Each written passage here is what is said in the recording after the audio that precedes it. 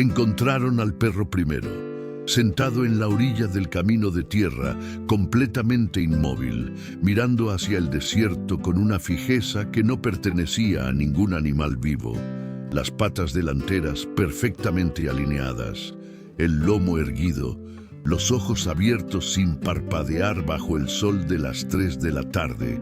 Nadie se atrevió a tocarlo, nadie se atrevió a hablarle, porque todos sabían que ese perro no debía estar ahí. Ese perro debía estar muerto. Después encontraron al hacendero, pero lo que quedaba de él ya no era humano. Bienvenido al canal. Si estás aquí por primera vez, necesito que sepas una cosa. En este espacio no contamos leyendas de segunda mano ni historias de fogata que cualquiera ha escuchado 1000 veces. En este canal contamos las que desaparecieron, las que alguien en algún momento decidió que era mejor olvidar. La historia que vas a escuchar hoy ocurrió en el estado de Sonora, México, en el año 1920. Fue registrada de manera parcial en documentos que nunca llegaron a publicarse, testimonios que se perdieron entre los archivos de la posrevolución y en las paredes de una habitación que nadie debió haber abierto jamás. Se trata de un hombre llamado Don Aurelio Vázquez Montiel, de un perro labrador negro llamado Brutus y de algo que llevaba décadas esperando debajo de la tierra de un rancho que hoy ya no existe en ningún mapa. Quiero que te pongas cómodo, quiero que bajes la luz y quiero que recuerdes una cosa antes de que empecemos. Si en algún momento de esta historia sientes que algo te observa desde atrás, no te des la vuelta, porque si algo aprendió don Aurelio Vázquez en sus últimos días de vida, es que hay cosas que solo tienen poder cuando sabes que están ahí. Ya no tienes excusa. Empecemos. Antes de que sigas escuchando, un momento. Si llegaste aquí sin estar suscrito al canal, este es el momento. Dale clic al botón de suscripción y activa la campanita para que no se te escape ninguna historia.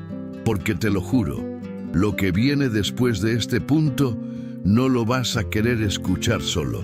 Y si ya estás suscrito, cuéntame en los comentarios. ¿Alguna vez tu perro se quedó mirando fijamente hacia un rincón de tu cuarto sin razón aparente? ¿Y tú nunca supiste qué estaba viendo? Piénsalo mientras escuchas. Era el año 1920 en el estado de Sonora, México. El país todavía sangraba por las heridas de la revolución. Las ciudades estaban llenas de hombres que habían vuelto de la guerra con los ojos vacíos, mujeres que habían enterrado a sus hijos en tierra que no era la suya, y un silencio pesado que se había instalado sobre los campos como una segunda piel. Pero en el rancho Las Ánimas, ubicado a 40 kilómetros al sur de Hermosillo, el tiempo parecía haberse detenido mucho antes que en cualquier otro lugar. El rancho tenía 5.000 hectáreas de tierra árida, mezquites retorcidos y un cielo tan azul en los días claros que casi dolía mirarlo. Las noches, en cambio, eran absolutamente negras. No había electricidad. No había caminos pavimentados, no había nada que conectara ese lugar con el resto del mundo, excepto una vereda de tierra amarilla que se perdía entre las piedras hacia el norte. Don Aurelio Vázquez Montiel era el dueño de todo eso. Tenía 53 años. Era un hombre grande, de hombros anchos y manos gruesas que contaban la historia de décadas de trabajo.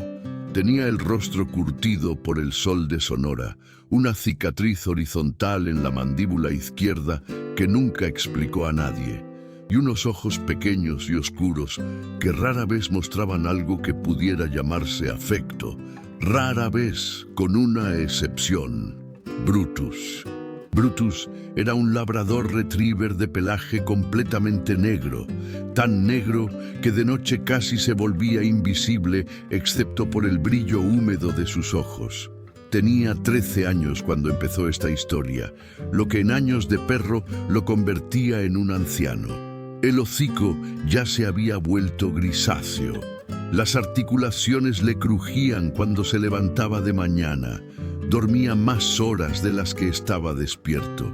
Pero cuando don Aurelio se movía, Brutus se movía con él. Cuando don Aurelio se detenía, Brutus se detenía a su lado.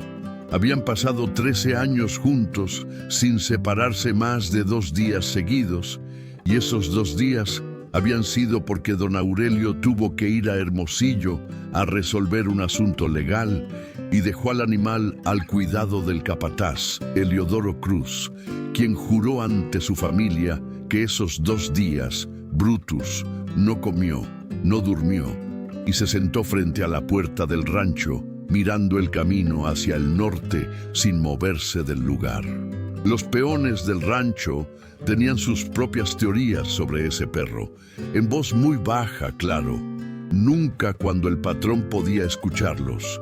El más viejo de todos, un hombre llamado Eustaquio, que decía tener 72 años, aunque nadie le creía más de 60, afirmaba que ese perro no era un perro normal. Decía que los labradores negros eran guardianes, animales que elegían a una persona y le ofrecían su vida entera a cambio de protegerla de lo que los ojos humanos no podían ver. Ese animal ve cosas, le dijo Eustaquio una vez a Heliodoro, cosas que nosotros no vemos. Y mientras él esté bien, el patrón está bien. Pero si al perro le pasa algo, no terminó la frase. No hizo falta. Todos en el rancho entendían perfectamente qué venía después del punto suspensivo. En marzo de 1920, Sonora llevaba 8 meses sin lluvia. El ganado estaba flaco, los pozos estaban bajos. La tierra se había vuelto tan dura y gris que al pisarla sonaba como hueso seco. El viento del norte traía polvo amarillo que se metía por debajo de las puertas y se depositaba sobre todo. Sobre las mesas, sobre las camas, sobre los párpados de la gente dormida. Era en esa clase de época cuando los caminos se volvían peligrosos, no porque hubiera bandidos, que también los había, sino porque el calor y la desesperación convertían a los hombres en algo que no siempre era fácil de reconocer como humano. Fue en uno de esos días cuando llegó el extraño. Lo vio primero Heliodoro Cruz, el capataz, que estaba revisando el estado de la barda del potrero norte cuando escuchó el ruido de pasos lentos en el camino de tierra. El hombre que se aproximaba era viejo, más viejo que cualquier persona que Heliodoro hubiera visto caminando sola por un camino de tierra en medio del desierto sonorense. Delgado como una rama seca, vestía un saco negro largo que no tenía ningún sentido bajo el sol de las 11 de la mañana, que ya alcanzaba los 40 grados. No traía sombrero, no traía bolsa, no traía nada que indicara que venía de algún lugar o que iba hacia algún otro. Solo caminaba, lento, muy lento, como si no tuviera prisa porque ya hubiera llegado a donde quería estar. ¿Qué busca, señor?, le preguntó Heliodoro cuando el hombre estuvo suficientemente cerca. El viejo se detuvo, levantó la cabeza. Tenía los ojos de un color muy claro, casi amarillento, que contrastaba de manera extraña con la piel oscura y arrugada de su rostro. Agua, dijo, sombra y trabajo si hay. Su voz era normal. Eso fue lo que más inquietó a Heliodoro después, cuando lo pensó de noche, que una figura tan extraña tuviera una voz tan absolutamente normal, ni ronca ni aguda, sin acento que pudiera identificarse, como si la voz hubiera sido fabricada específicamente para no llamar la atención. El hombre dijo llamarse Ezequiel. No dijo el apellido, no dijo de dónde venía. Heliodoro lo llevó al rancho y fue a avisar a don Aurelio, quien salió al corredor de la casa principal. miró al extraño desde arriba y después de unos 10 segundos de silencio dijo: «Dile que aquí no hay trabajo, que siga su camino». Heliodoro volvió a transmitir el mensaje.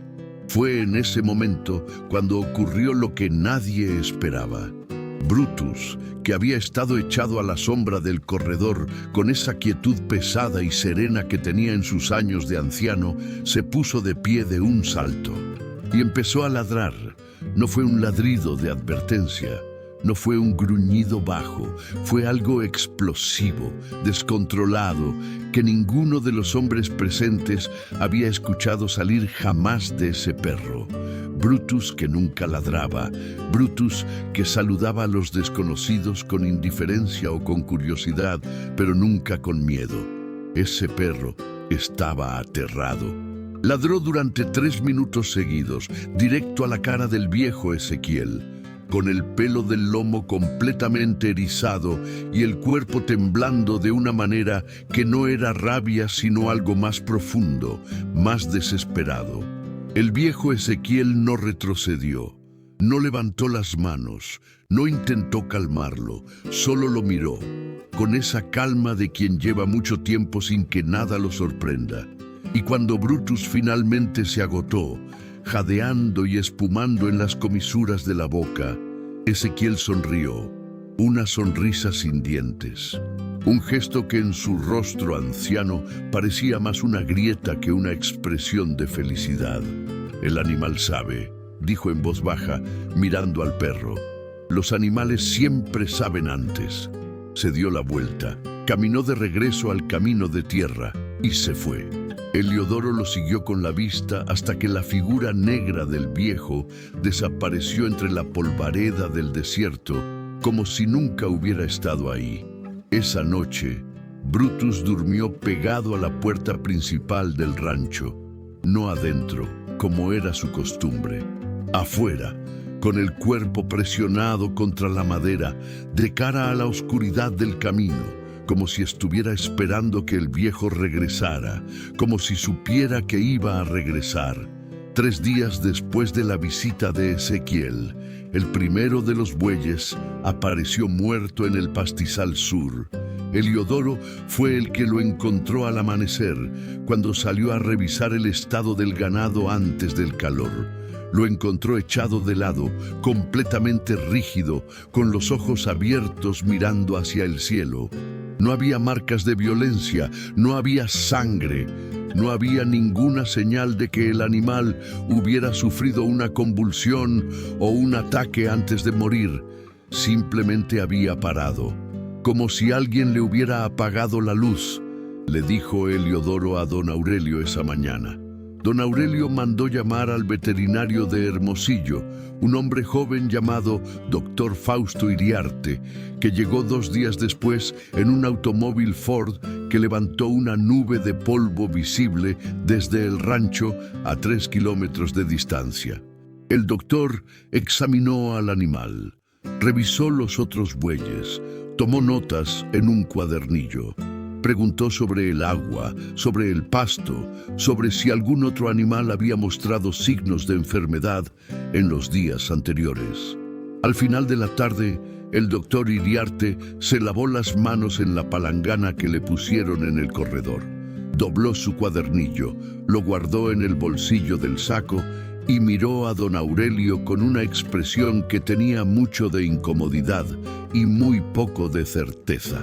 «No fue enfermedad», dijo. «No fue veneno que yo pueda identificar. No fue deshidratación. No tengo una explicación médica para lo que le pasó a ese animal». Se fue sin decir más, pero eso no fue lo peor de aquella mañana. Lo peor fue lo que Heliodoro notó cuando movieron el cadáver del buey para enterrarlo. Debajo del cuerpo del animal, en la tierra apisonada del pastizal, había marcas. No de pata, no de rueda, no de ningún instrumento que alguien hubiera podido usar para grabarlas deliberadamente. Eran como letras, símbolos, una serie de trazos angulares que formaban un patrón que se repetía 3 veces en círculo alrededor del punto exacto donde el buey había muerto. Ninguno de los peones supo identificarlos. Eustaquio, el más viejo, se agachó a verlos de cerca y después se incorporó lentamente, se quitó el sombrero y se persignó en silencio. ¿Qué son?, le preguntó Heliodoro. No sé qué son, respondió el viejo, pero sé que ya los he visto antes. ¿Dónde? Eustaquio señaló hacia el suelo. Hacia abajo, en dirección a algo que estaba debajo de sus pies. Aquí mismo, dijo, hace mucho tiempo, cuando el padre del patrón mandó cavar los cimientos de la bodega y encontraron lo que encontraron. No dijo qué habían encontrado, y nadie quiso preguntar. Don Aurelio mandó cubrir las marcas con cal antes de que terminara el día. Al día siguiente aparecieron 2 bueyes más muertos en el mismo pastizal, ambos en la misma postura, ambos con los ojos abiertos apuntando al cielo. Y debajo de cada uno, al moverlos, las mismas marcas en la tierra. Brutus no se acercó a esas zonas en todo el día. Se quedaba a unos 10 metros de distancia, de pie, con el pelo del lomo erizado, temblando de una manera muy suave pero constante, como si una corriente eléctrica estuviera pasando por su cuerpo, mirando, sin moverse, sin ladrar, solo mirando. El rancho Las Ánimas tenía 12 cuartos en la casa principal. 11 de ellos podían usarse libremente. El 12º estaba cerrado con candado. Llevaba cerrado 20 años, desde la noche en que Edmundo Vázquez, padre de don Aurelio, murió dentro de él. Los peones más viejos recordaban esa noche, aunque hablaran de ella en voz muy baja y solo cuando estaban completamente seguros de que don Aurelio no podía escucharlos. Recordaban que Edmundo Vázquez había pasado los últimos 2 años de su vida cada vez más retirado del mundo, encerrado con más frecuencia en ese cuarto, rechazando comida y visitas, escribiendo en papeles que nadie veía. Recordaban que la noche que murió nadie escuchó un grito, nadie escuchó un golpe. La empleada doméstica lo encontró a la mañana siguiente sentado en la silla frente al escritorio, con los ojos abiertos y la pluma todavía en la mano, como si simplemente hubiera dejado de funcionar en medio de una oración. Don Aurelio, que tenía 33 años en ese entonces, cerró el cuarto con candado esa misma mañana. Nunca explicó por qué. Nadie se atrevió a preguntarle. 20 años después, en esa semana de abril de 1920, fue el capataz Heliodoro Cruz quien primero notó algo diferente. Era pasada la medianoche. Heliodoro estaba despierto porque el calor no lo dejaba dormir y porque la muerte de los bueyes le había puesto los nervios de punta. Estaba sentado en la orilla de su cama, en el cuarto de servicio que quedaba en el ala izquierda de la casa, cuando escuchó los pasos. Pasos en el corredor principal, pesados, lentos, deliberados. Heliodoro conocía ese corredor de memoria. Conocía el sonido de cada tabla del piso y esos pasos que escuchaba en ese momento venían desde el extremo norte del corredor, que era exactamente donde estaba el cuarto cerrado de Edmundo Vázquez. Se levantó, tomó el farol de queroseno que siempre mantenía junto a la cama, lo encendió, salió al corredor. El cuarto cerrado estaba al fondo, a unos 12 metros de distancia. La puerta era de madera oscura, gruesa, con el candado grande y oxidado que don Aurelio había puesto hacía 20 años. La puerta estaba abierta, no derribada, no forzada, simplemente abierta, como si alguien hubiera tenido la llave. Y en el umbral, de espaldas a Heliodoro, sentado perfectamente erguido, estaba Brutus. El perro no ladraba, no gruñía, no movía la cola. Solo estaba sentado, completamente inmóvil, mirando hacia el interior oscuro del cuarto con esa fijeza que Heliodoro había visto antes en los ojos del perro cuando miraba hacia los pastizales donde habían muerto los bueyes. «Brutus», llamó Heliodoro, muy despacio, casi un susurro. El perro no se movió. Heliodoro avanzó 3 pasos por el corredor, 4, 5, y entonces sintió algo que no supo describir bien hasta días después, cuando se lo contó a su esposa en Hermosillo. Una sensación de que el aire en ese pasillo era más denso de lo normal, más frío también, a pesar del calor de la noche. Como si el cuarto al fondo del corredor exhalara algo, como si respirara. Heliodoro no entró. Retrocedió hasta la puerta de su cuarto, cerró la tranca, se sentó en el suelo con la espalda contra la madera y esperó la amanecida con el farol encendido y los ojos fijos en el espacio de luz debajo de la puerta. A las 4:30 de la mañana escuchó los pasos regresar por el corredor, lentos, pesados, deliberados, y luego el clic suave del candado al cerrarse. A la mañana siguiente, Heliodoro fue directo al cuarto de don Aurelio antes del amanecer. Tocó la puerta. 1 vez, 2, 3. Don Aurelio abrió con los ojos entrecerrados y la expresión de alguien que no había dormido bien, pero tampoco quería admitirlo.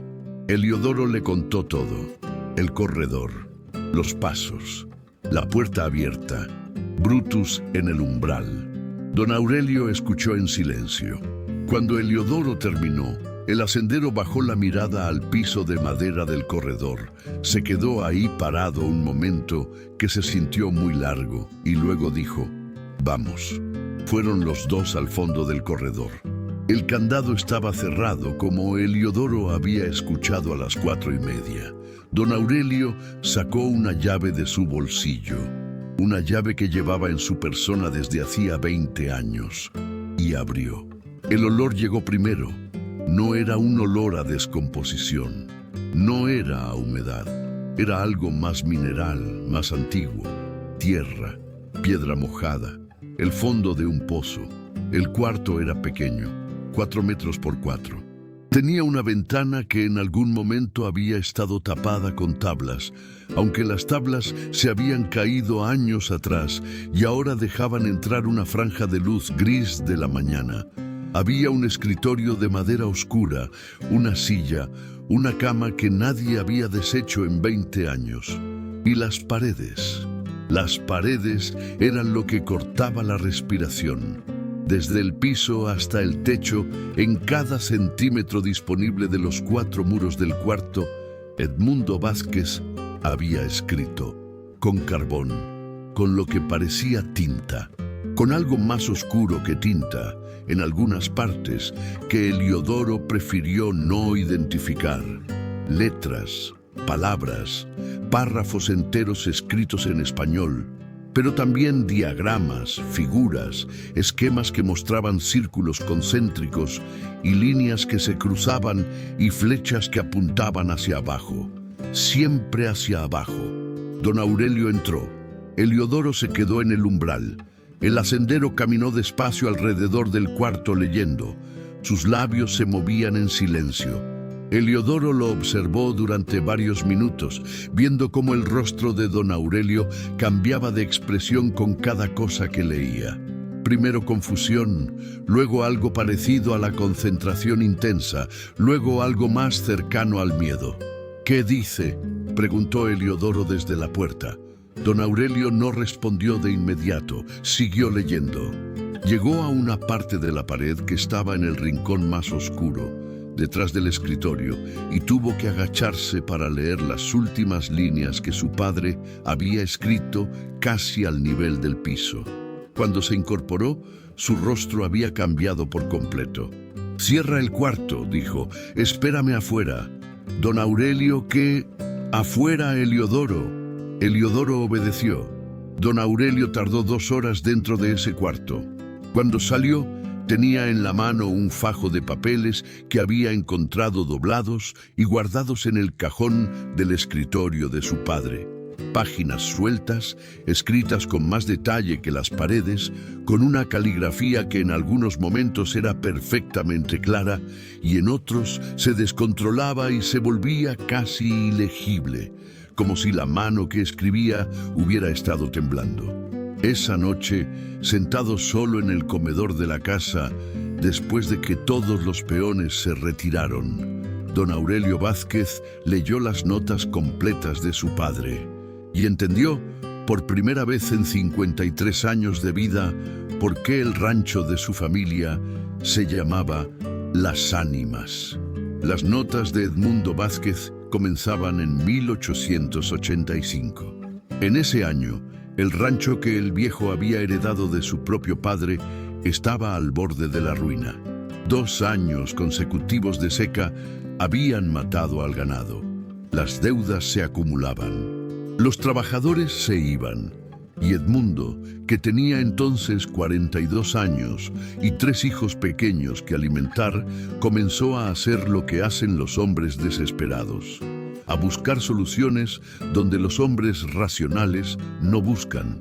Había escuchado desde niño una historia que los viejos de la región contaban en voz baja, que debajo de las tierras de lo que sería el rancho Las Ánimas, a varios metros de profundidad, existían las ruinas de un lugar muy antiguo, más antiguo que los aztecas, más antiguo que cualquier civilización que los libros de historia mencionaran.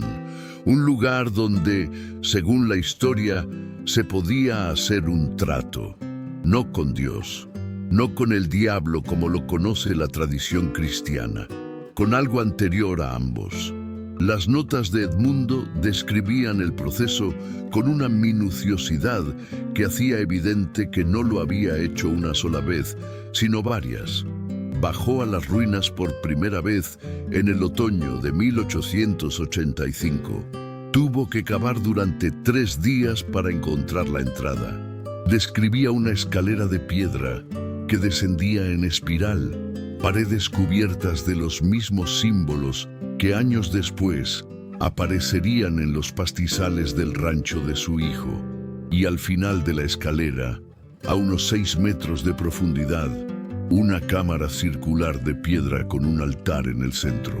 El altar era una losa plana, perfectamente pulida, rodeada por los esqueletos de animales, de perros, muchos perros. Edmundo no escribió con detalle qué hizo esa primera noche en la cámara. Solo escribió lo que experimentó. Una voz que no venía de ninguna dirección específica, sino de todas a la vez, que le habló en un idioma que él no conocía, pero que entendió perfectamente. Y el trato que esa voz le ofreció: el rancho prosperaría, la familia viviría, la tierra produciría aunque todo alrededor se secara. El precio, cada generación, la presencia volvería a cobrar lo que consideraba suyo. No dinero, no sangre, no sacrificio en el sentido que Edmundo había imaginado. Un guardián. La presencia necesitaba un guardián para moverse libremente entre los 2 mundos. Un animal que pudiera pararse en ambos lados al mismo tiempo. Un animal que los humanos confiaran y que no sospecharan. Un perro. Edmundo aceptó sin entender completamente lo que estaba aceptando. Las notas que escribió en los años siguientes describían el proceso de comprensión gradual y aterradora de lo que había hecho.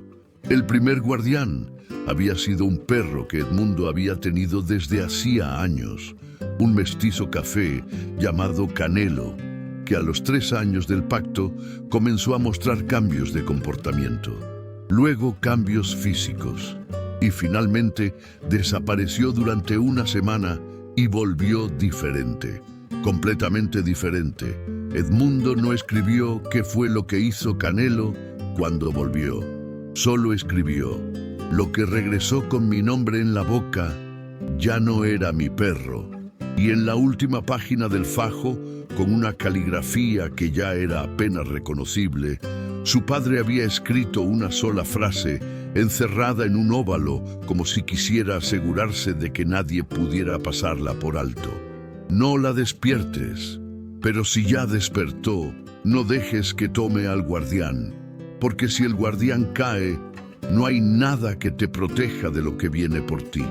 Don Aurelio bajó los papeles. Miró hacia el pasillo oscuro donde Brutus dormía en el suelo, con el pecho moviéndose suave y lentamente. Y por primera vez desde que era niño, don Aurelio Vázquez Montiel sintió miedo. Fue sutil al principio, tan sutil que si no fuera porque Heliodoro Cruz llevaba años observando a ese perro, es posible que nadie lo hubiera notado en las primeras señales. Comenzó con la comida. Brutus siempre había tenido un apetito constante, tranquilo, sin excesos, pero sin rechazos. Comía su ración cada mañana y cada tarde con esa serenidad de los perros viejos que ya no se emocionan con la comida, sino que simplemente la incorporan al ritmo del día como un trámite necesario.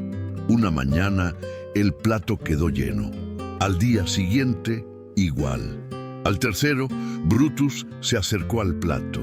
Lo olió durante un tiempo que a Heliodoro le pareció demasiado largo, y luego se alejó sin comer, como si lo que había en ese plato ya no le pareciera relevante, como si su cuerpo hubiera encontrado otra forma de sostenerse. Luego cambió el sueño. Brutus había sido siempre un gran dormilón. Parte del encanto de un labrador viejo es esa capacidad de echarse en cualquier sitio con sombra y quedarse inmóvil por horas, respirando profundo, soñando con cosas que hacen mover las patas en el aire. Don Aurelio lo había encontrado cientos de veces así y siempre lo había dejado dormir sin molestarlo. Pero esa semana, Brutus no dormía. O si dormía, era con los ojos abiertos. Heliodoro lo notó primero a las 2 de la mañana, cuando se levantó para orinar. Pasó por el pasillo y vio al perro echado junto a la puerta del cuarto de don Aurelio, en su posición habitual, pero con los ojos completamente abiertos, reflejando la luz de la luna que entraba por la ventana del fondo del corredor. Pensó que era casualidad. Lo volvió a ver a las 3, a las 4, siempre en la misma posición, siempre con los ojos abiertos, siempre mirando hacia la puerta del cuarto de don Aurelio con una fijeza que no era la de un animal que vigila, sino la de algo que espera el momento preciso. Después ocurrió lo del patio. Era un martes de tarde cuando la cocinera del rancho, Dolores Enciso, mujer de unos 50 años, que llevaba 12 trabajando en las ánimas y que no era conocida por exagerar nada, salió al patio a recoger la ropa tendida en el lazo que cruzaba entre 2 mezquites. Brutus estaba en el centro del patio, de pie, completamente derecho, en el punto exacto donde el sol caía perpendicular y no había una sola sombra a su alrededor. Dolores pensó que era raro, pero no le dio importancia. Recogió 3 o 4 prendas. Volvió a mirar al perro. Seguía en el mismo lugar. Recogió el resto de la ropa. Dobló el lazo. Volvió al cuarto de lavado. 1 hora después, salió a buscar el cuchillo para pelar las verduras de la cena, que había dejado olvidado sobre la banca de madera junto al pozo. Brutus seguía en el centro del patio, exactamente en el mismo punto, en la misma postura, sin haber movido ni 1 milímetro. Dolores le echó medio cubo de agua. El perro no reaccionó, no sacudió la cabeza, no se movió, ni siquiera parpadeó. El agua le escurrió por el lomo como si cayera sobre una piedra. Dolores entró al rancho y no volvió a salir hasta la mañana siguiente.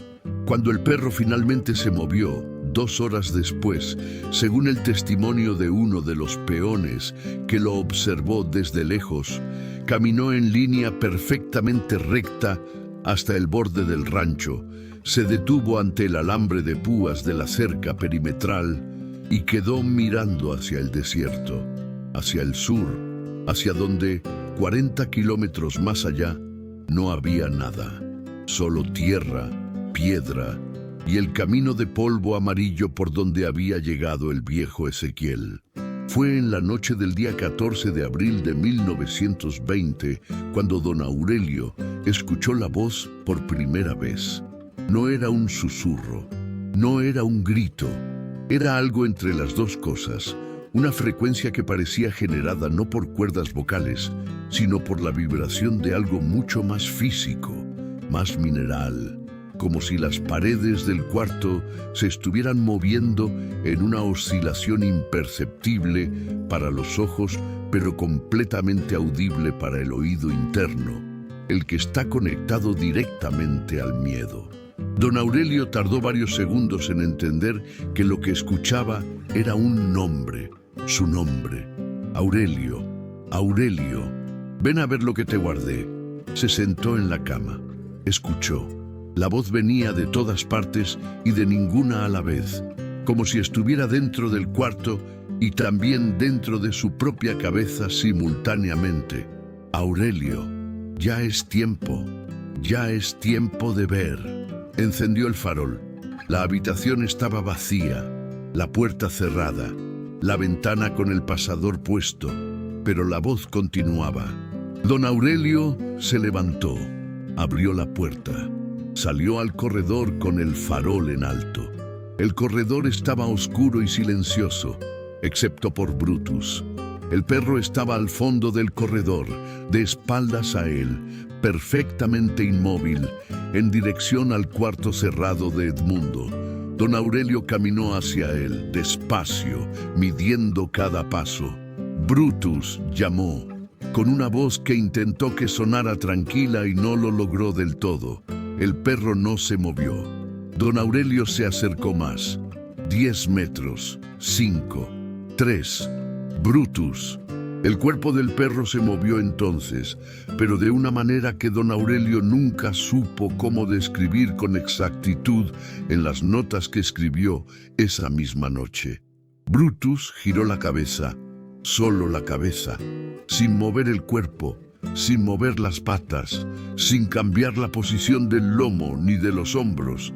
La cabeza giró hacia atrás, hacia él, en un ángulo que una cabeza de perro no debería poder alcanzar.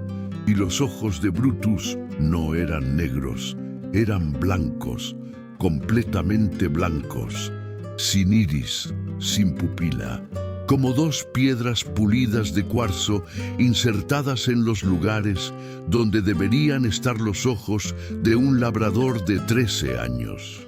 Don Aurelio se quedó inmóvil.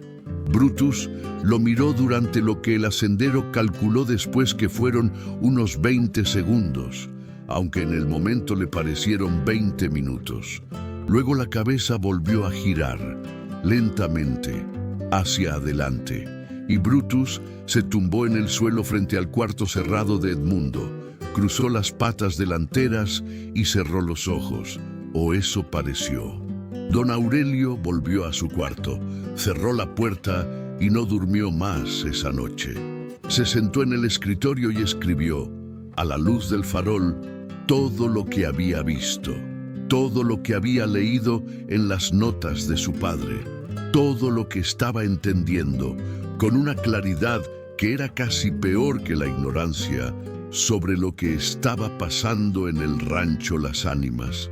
La voz no volvió esa noche, pero don Aurelio sabía que no era porque se hubiera ido, era porque ya no necesitaba hablar, ya tenía al guardián. 4 días después de la noche de la voz, don Aurelio mandó llamar a Heliodoro al despacho de la casa.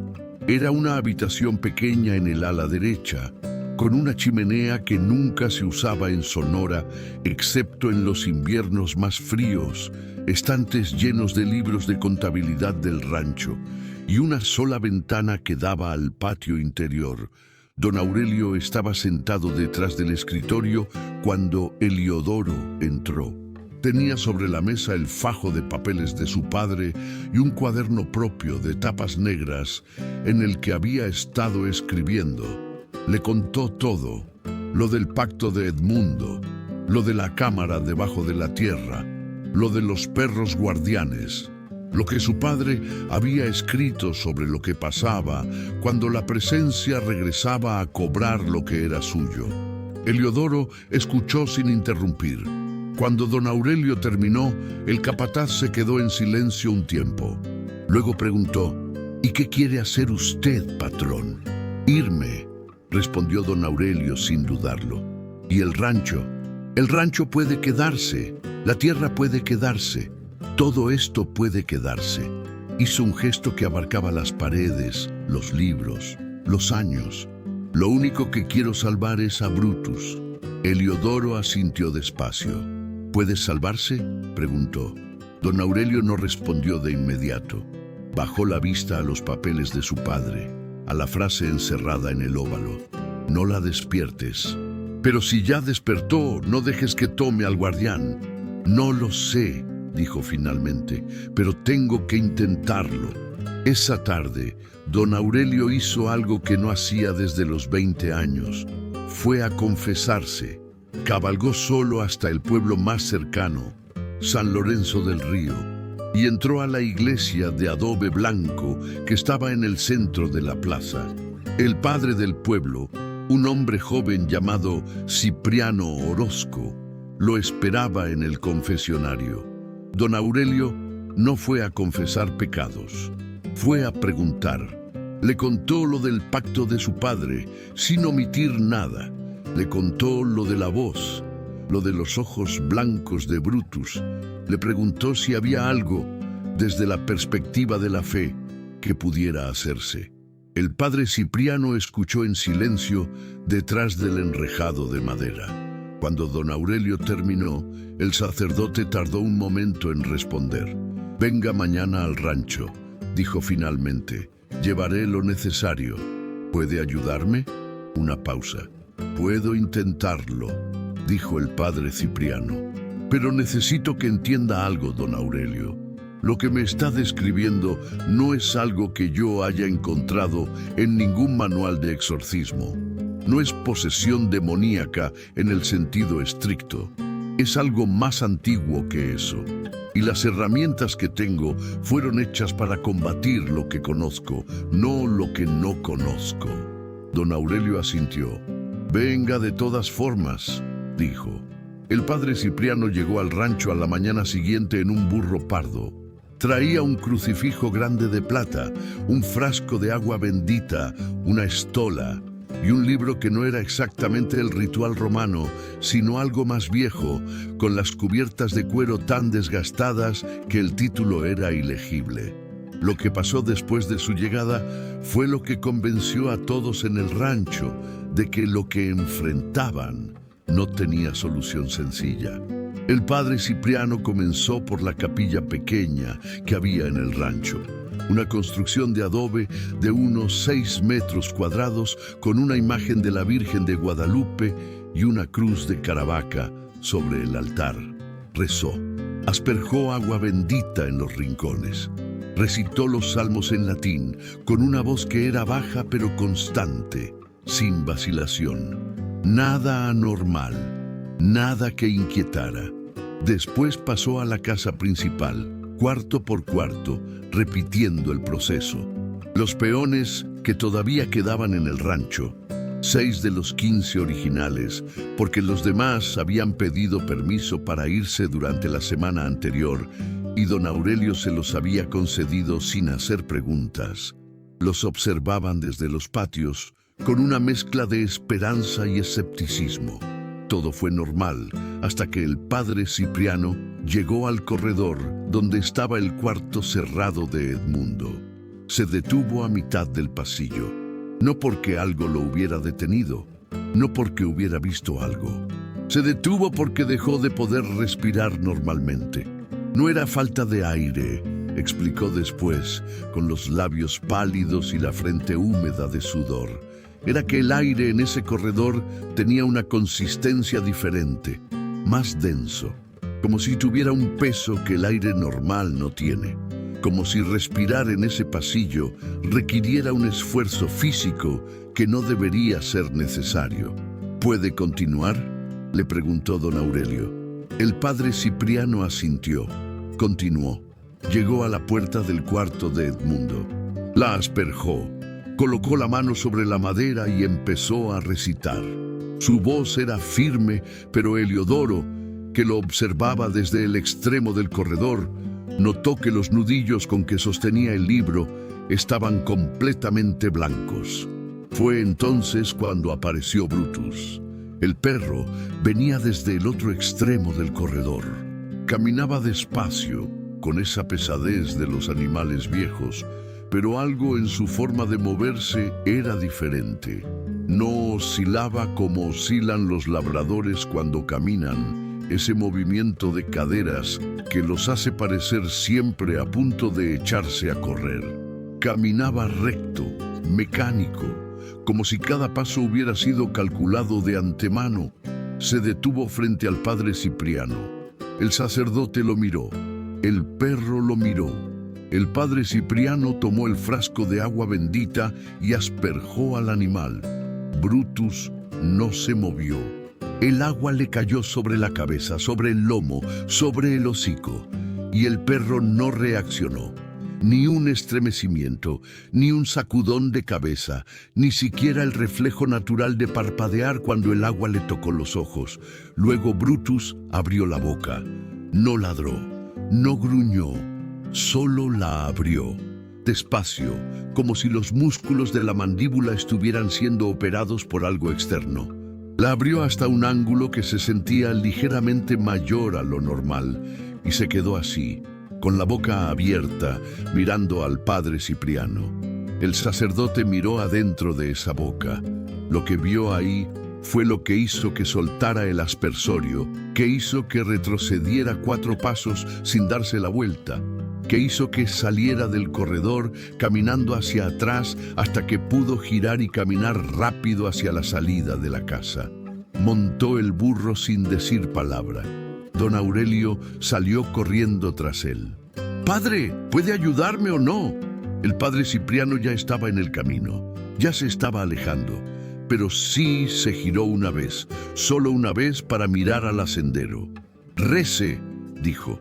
«Rece mucho, don Aurelio, y si puede, váyase». Nunca volvió al rancho Las Ánimas, y nunca, en los 20 años que le quedaban de vida, mencionó lo que había visto dentro de la boca abierta de Brutus. Ni a su familia, ni a sus feligreses, ni a ningún otro sacerdote. Llevó ese secreto al cementerio de San Lorenzo del Río, a una tumba sencilla con una cruz de hierro y su nombre grabado en letras que el tiempo fue borrando poco a poco. Don Aurelio pasó 3 días preparando su salida. Lo hizo en silencio, sin contarle a nadie excepto a Heliodoro, al que instruyó para que mantuviera la normalidad en el rancho mientras él se iba con Brutus. La idea era simple. Si la presencia necesitaba al guardián, y el guardián era Brutus, entonces sacar a Brutus del rancho equivalía a cortar el hilo, a quitarle el instrumento, a obligarla a buscarse otro lugar, otro animal, otro contrato. Lo que don Aurelio no consideró fue que 12 años de observar a su perro no era lo mismo que entender qué se había metido dentro de él. Preparó 2 maletas. Empacó ropa, dinero en efectivo, varios miles de pesos que guardaba en la caja fuerte del despacho, los papeles más importantes del rancho y el cuaderno negro donde había estado escribiendo sus propias notas. Dejó todo listo junto a la puerta de su cuarto la noche del 20 de abril. Ordenó que tuvieran 2 caballos listos en el establo antes del amanecer. Se fue a dormir temprano. A las 4:30 de la mañana se levantó, se vistió en silencio, tomó las maletas y llamó a Brutus. El perro se puso de pie, lo siguió.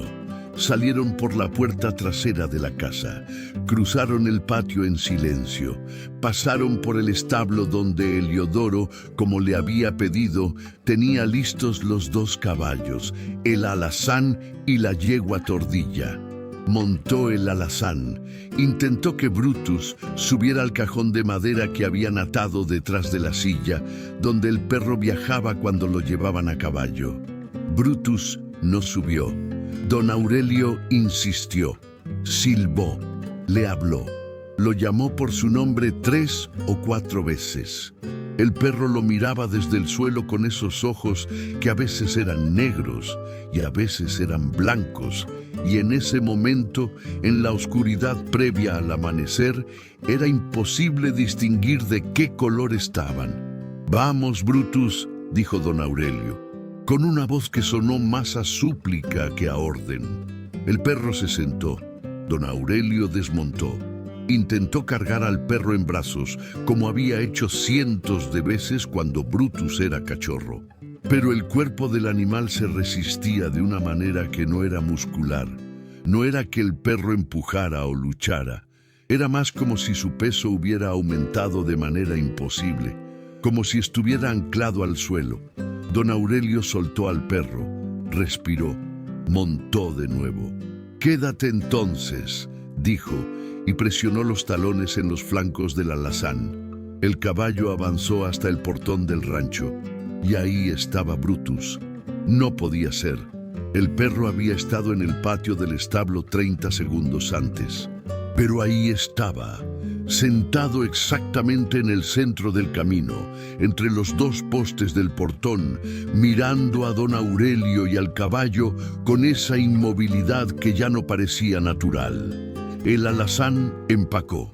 No retrocedió violentamente, no se encabritó, simplemente paró, como si hubiera llegado a un muro invisible que sus ojos no podían ver, pero que su instinto reconocía perfectamente. Don Aurelio intentó durante 45 minutos pasar por ese portón, con el alazán, luego a pie, luego con la yegua tordilla cuando Heliodoro, que había visto todo desde la distancia, se la trajo.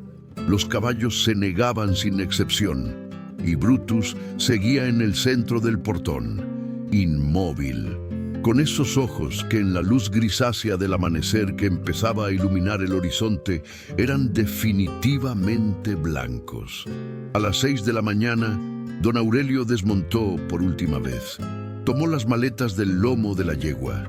Caminó de regreso a la casa. Heliodoro lo siguió en silencio. Ninguno de los 2 dijo nada hasta que estuvieron adentro, y don Aurelio dejó caer las maletas en el piso de su cuarto y se sentó en la orilla de la cama con la cara entre las manos. «¿Y ahora?», preguntó Heliodoro desde el umbral. Don Aurelio tardó un momento en responder. «Ahora», dijo sin levantar la cara. «Espero». El 22 de abril de 1920 hubo un eclipse lunar parcial visible desde el norte de México. Los periódicos de Hermosillo lo habían anunciado con anticipación. Los astrónomos de la ciudad lo habían calculado. Comenzaría a las 2:15 de la madrugada y alcanzaría su punto máximo cerca de las 3. En el rancho Las Ánimas, los 6 peones que todavía quedaban se habían ido ese día.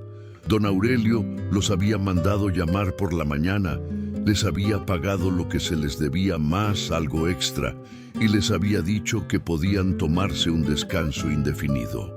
Los hombres, que llevaban semanas con la piel de gallina y los ojos mirando sobre el hombro a cada rato, no protestaron. Solo Heliodoro Cruz se negó a irse.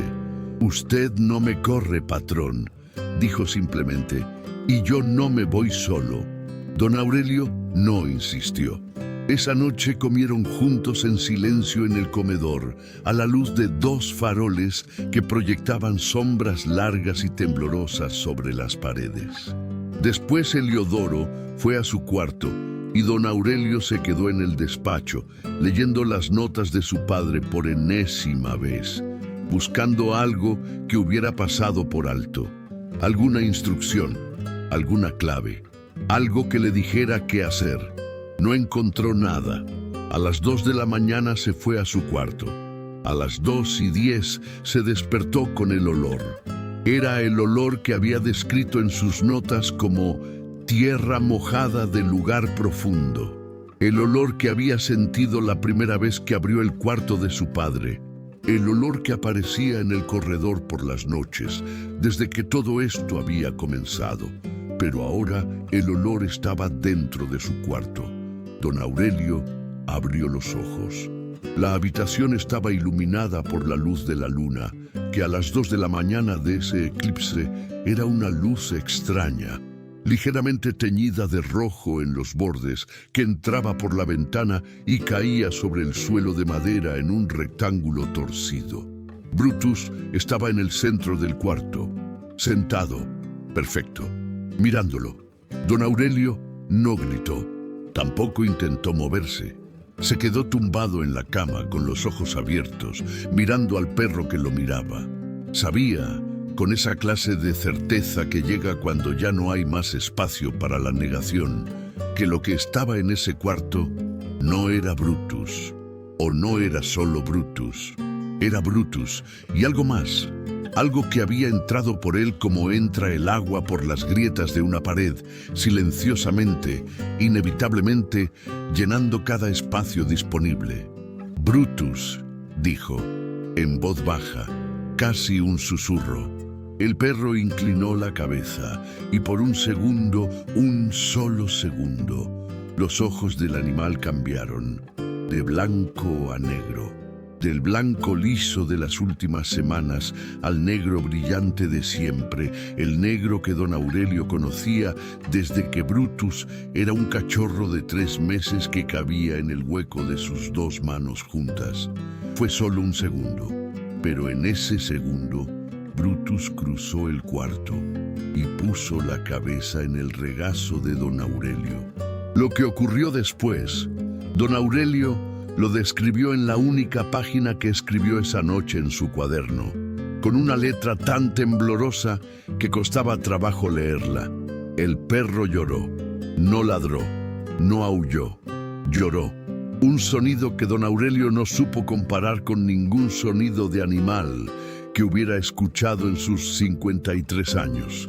Lo comparó con el sonido de una criatura atrapada, una criatura que sabe que ya no puede salir.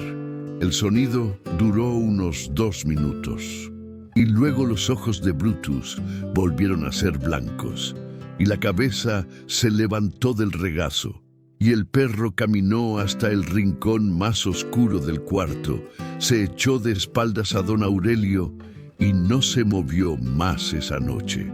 Don Aurelio se quedó sentado en la cama hasta el amanecer, con las manos apoyadas en el lugar donde había estado la cabeza de su perro, sintiendo todavía el calor que había dejado. Un momento antes de continuar. Si esta historia te está llegando, si ya sientes ese peso en el pecho que no te has podido quitar desde que empezamos, suscríbete ahora mismo, activa la campanita, porque lo que viene en los próximos capítulos es la parte que hizo que el nombre de este rancho fuera borrado de los mapas oficiales de Sonora. Y si conoces a alguien que crea que no le tiene miedo a nada, mándale este video. Ya veremos. 15 días después de la noche del eclipse, Heliodoro Cruz fue a Hermosillo. No por órdenes de don Aurelio. El hacendero llevaba varios días sin darle instrucciones claras sobre nada, sino por una urgencia personal que no supo explicar con precisión, pero que tenía que ver con el hecho de que ya no podía dormir en ese rancho. Le dijo a don Aurelio que iba a buscar provisiones. El hacendero asintió sin levantar la vista del cuaderno en que escribía. Heliodoro fue a Hermosillo. Habló con la familia del viejo Eustaquio, que se había ido de las ánimas entre los primeros. Les contó algo de lo que estaba pasando, sin dar todos los detalles. Eustaquio escuchó, sacó un cigarro, lo encendió y dijo: vuelve con nosotros. Eso que está ahí adentro ya cobró lo que venía a cobrar. ¿Cómo lo sabe?, preguntó Heliodoro. Porque así funciona, dijo Eustaquio. Cobra y se va, pero siempre deja algo atrás. ¿Qué deja? El viejo no respondió. Heliodoro pasó 3 días en Hermosillo. Al 4.º día, con una culpa que no podía sacudirse, volvió al rancho con 2 de los peones que habían salido con él. Hombres que, como él, sentían que habían abandonado a alguien. Llegaron al atardecer. El rancho estaba en silencio. No el silencio normal del desierto al caer la tarde. Un silencio diferente, más absoluto, como si el lugar hubiera dejado de exhalar. Los caballos estaban en la valla. El fuego de la cocina estaba apagado, pero los utensilios estaban en su lugar. Las puertas de la casa principal estaban cerradas, pero sin cerrojo. Heliodoro llamó a don Aurelio desde el patio. Nadie respondió. Entraron. Revisaron el comedor, la cocina, el despacho, los cuartos. Lo encontraron en la mecedora de la galería trasera, esa que daba al patio de los mezquites, donde don Aurelio solía sentarse a fumar en las tardes, cuando el trabajo del día había terminado. Estaba sentado perfectamente derecho, las manos sobre los brazos de la silla, los pies apoyados en el suelo, los ojos abiertos, mirando hacia el desierto. No respiraba. Uno de los peones corrió a buscar un espejo, el truco de toda la vida para saber si alguien respira. Lo puso bajo la nariz. No hubo vapor. Don Aurelio Vázquez Montiel estaba muerto. No había signos de lucha. No había signos de dolor. Nada que sugiriera que el hombre había tenido tiempo de asustarse o de moverse antes de que su corazón simplemente parara, como si alguien le hubiera apagado la luz. El médico que vino de Hermosillo 2 días después certificó la muerte por paro cardíaco, sin causa identificable, sin enfermedad previa documentada, un corazón sano que había dejado de latir. Lo que el médico no puso en el certificado fue lo que Heliodoro le señaló cuando terminó de examinar el cuerpo. Los ojos de don Aurelio estaban abiertos, y donde deberían haber sido oscuros, del café muy oscuro, casi negro, que habían sido durante 53 años, eran blancos, completamente blancos. El médico parpadeó, miró. Anotó alteración post-mortem del iris en sus apuntes personales y no lo mencionó en el certificado oficial. Brutus no estaba en el rancho. Heliodoro lo buscó por todas partes. La valla, el patio, el pasillo, el cuarto de don Aurelio, el corredor del cuarto de Edmundo. Nada. Solo uno de los peones más jóvenes dijo haber visto algo cuando llegaron y antes de entrar a la casa. Una figura negra, grande, que cruzó el patio trasero en dirección al desierto, que pasó por debajo del alambre de la cerca como si el alambre no estuviera, que caminó hacia el sur, hacia la nada, sin mirar atrás, y desapareció entre las piedras. El rancho Las Ánimas estuvo vacío durante 2 años después de la muerte de don Aurelio. Los herederos legales intentaron venderlo sin éxito. Ningún comprador llegaba a ver la propiedad y se iba con intenciones de firmar el contrato. Algo en el lugar hacía que los hombres de negocios más prácticos y escépticos se bajaran del automóvil, miraran hacia la casa y decidieran que el rancho no valía lo que pedían, que había mejores opciones, que podían encontrar tierra sin ese... Nunca terminaban la frase. En 1922, un arqueólogo de la Universidad Nacional, llamado Octavio Ríos Garza, llegó al rancho con una carta de recomendación del Ministerio de Educación y una historia sobre rumores que habían llegado a la comunidad académica desde la región. Rumores sobre marcas en la tierra, sobre ruinas debajo de un rancho abandonado. sobre algo que los viejos del pueblo de San Lorenzo del Río nombraban solo en voz baja y con el rosario en la mano. El sobrino heredero firmó un permiso de excavación sin pensarlo 2 veces. Ríos Garza llegó con un equipo de 4 personas, 2 asistentes de la universidad, un fotógrafo y un hombre local que conocía el terreno y que aceptó el trabajo solo después de que le prometieron que no tendría que quedarse a dormir en el rancho. El hombre local se llamaba Severiano. Era hijo de Eustaquio. Severiano les mostró el punto donde su padre había dicho que estaban los cimientos más antiguos, debajo de la bodega vieja, en el extremo sur del rancho. Ríos Garza comenzó la excavación ahí.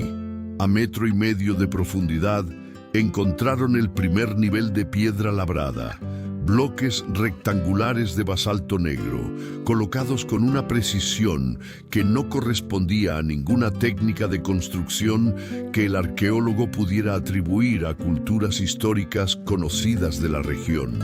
A 2,5 metros encontraron la escalera. Era exactamente como Edmundo Vázquez la había descrito en sus notas. Una escalera de piedra que descendía en espiral, con las paredes cubiertas de símbolos incisos en la roca. Ríos Garza fotografió cada centímetro, copió los símbolos en su cuaderno de campo, buscó paralelos con los que conocía de otras culturas mesoamericanas. No encontró ninguno. A 4 metros de profundidad, la escalera terminaba en una cámara circular. La cámara tenía aproximadamente 8 metros de diámetro. El techo era una bóveda perfecta de piedra. En el centro había una losa plana, ligeramente elevada, que cualquier arqueólogo hubiera identificado de inmediato como un altar. Alrededor del altar, en posición sentada, con las patas delanteras cruzadas sobre el pecho, había 42 esqueletos de animales, todos caninos, todos de tamaño similar, grande, de huesos robustos. El fotógrafo tomó las fotos. Los asistentes levantaron el inventario. Ríos Garza documentó cada detalle en su cuaderno. Y luego encontraron el 43. En la parte más oscura de la cámara, contra la pared opuesta a la escalera, había un esqueleto que era diferente a los demás. No estaba en posición sentada, estaba tumbado de lado, y era más reciente. Los huesos no habían alcanzado la antigüedad de los otros 42. El fotógrafo bajó la cámara. Ríos Garza se agachó a examinar los restos más de cerca. El esqueleto 43 tenía los ojos abiertos. No debería haber sido posible. Los ojos son de tejido blando. Desaparecen mucho antes que los huesos, pero ahí estaban. 2 esferas perfectas, blancas, insertas en las cuencas oculares del esqueleto, como piedras de cuarzo, como si nunca hubieran sido otra cosa. Ríos Garza cerró su cuaderno de campo, subió la escalera, le dijo a su equipo que la excavación había concluido. Los informes que presentó al Ministerio de Educación no mencionaban la cámara circular, no mencionaban el altar, no mencionaban los 43 esqueletos. Describían una serie de estructuras de piedra de origen incierto, sin valor arqueológico significativo, en terreno de difícil acceso. Solicitó que el sitio fuera clausurado. La solicitud fue aprobada. El rancho Las Ánimas fue demolido en 1923. La tierra permaneció sin dueño durante décadas. Nadie la compró. Nadie intentó construir nada sobre ella. Y si hoy buscas en los mapas actuales de Sonora el punto exacto donde estuvo el rancho Las Ánimas, verás que está ahí, a 40 kilómetros al sur de Hermosillo, en un lugar donde ni el satélite muestra señales de construcción, ni de cultivo, ni de ningún uso humano. Solo tierra seca. Y a veces, en las fotos aéreas de alta resolución, Si sabes dónde mirar, se pueden distinguir en la tierra ciertos patrones, ciertos trazos angulares que se repiten, que forman algo que podría leerse como letras. De ningún alfabeto que nadie conozca, hay una última cosa. Una cosa que no estaba en ningún archivo oficial, ni en ningún documento universitario, ni en ningún registro del ministerio. La contó Heliodoro Cruz a su hijo mayor en el verano de 1941. La contó en el portal de su casa en Hermosillo en voz muy baja una sola vez. Y la instrucción que le dio al terminar fue: no lo repitas, guárdalo. Y si algún día ves un perro negro con los ojos blancos en tu camino, no te detengas, no lo mires, no le hables, sigue caminando y no mires atrás. En el verano de 1941, el hijo de Heliodoro estaba pescando en las orillas del río Sonora cuando vio al perro. Era grande, negro, con el hocico grisáceo como el de un animal viejo. Estaba sentado en la orilla opuesta del río completamente inmóvil, mirándolo, con los ojos blancos. Recogió su caña, caminó de regreso a su casa, entró, cerró la puerta. Esa noche, a las 2 de la madrugada, dejó de respirar, paro cardíaco, sin causa identificable, un corazón sano que simplemente paró. Sus hijos, que encontraron el cuerpo a la mañana siguiente, dijeron que había una cosa extraña. Frente a la puerta de la casa, en la tierra del camino, había marcas, no de patas, no de ruedas, trazos angulares. Un patrón que se repetía 3 veces, de ningún alfabeto que ninguno de ellos conociera. Las mismas marcas que, 21 años antes, el capataz Heliodoro Cruz había cubierto con cal en los pastizales del rancho Las Ánimas. Exactamente las mismas, porque la presencia no muere, la presencia no se cansa, la presencia solo espera al siguiente guardián y sabe perfectamente bien cómo encontrarlo. Entonces, la próxima vez que tu perro se quede quieto, mirando hacia un rincón, la próxima vez que se plante frente a una puerta cerrada sin querer moverse, la próxima vez que se siente en el umbral de tu cuarto con los ojos abiertos a las 3 de la madrugada, mirándote sin parpadear, no lo llames, no lo muevas, no interrumpas lo que está haciendo, porque tal vez, solo tal vez, está parado entre tú y algo que tú nunca podrías enfrentar solo. Y si alguna vez, en algún momento, lo miras a los ojos y ya no son el color que siempre fueron, reza, reza mucho, como dijo el padre Cipriano, y vete, porque lo que viene después de eso ya no tiene solución. Si esta historia te llegó, si te erizó la piel, si volteaste a ver dónde está tu perro ahorita mismo mientras escuchabas, dale like, comparte con alguien que necesite perder el sueño esta noche y suscríbete al canal, porque cada semana hay una historia como esta esperándote, historias que alguien quiso que olvidaras, historias que sobrevivieron porque alguien las escribió antes de que fuera demasiado tarde. Yo las cuento por ellos. Hasta la próxima, si es que puedes dormir.